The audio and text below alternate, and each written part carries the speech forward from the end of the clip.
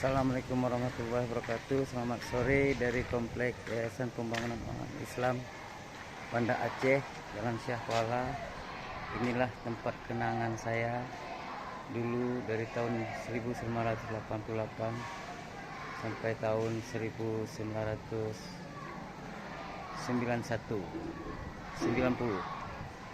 Saya tinggal di asrama di sini, ada sekitar 16 kamar, konstruksi kayu,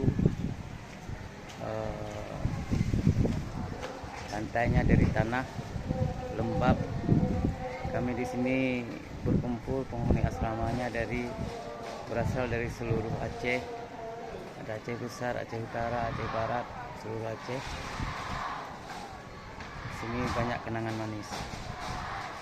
Saat di awal-awal tinggal di kamar nomor 10 bersama Kanda Afifuddin, Kanda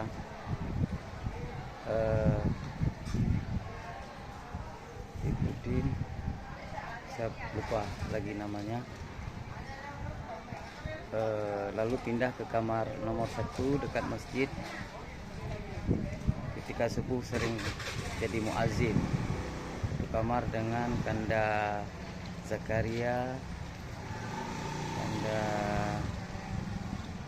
apa lagi.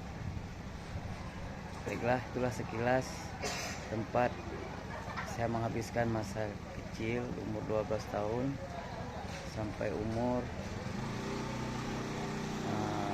16 tahun.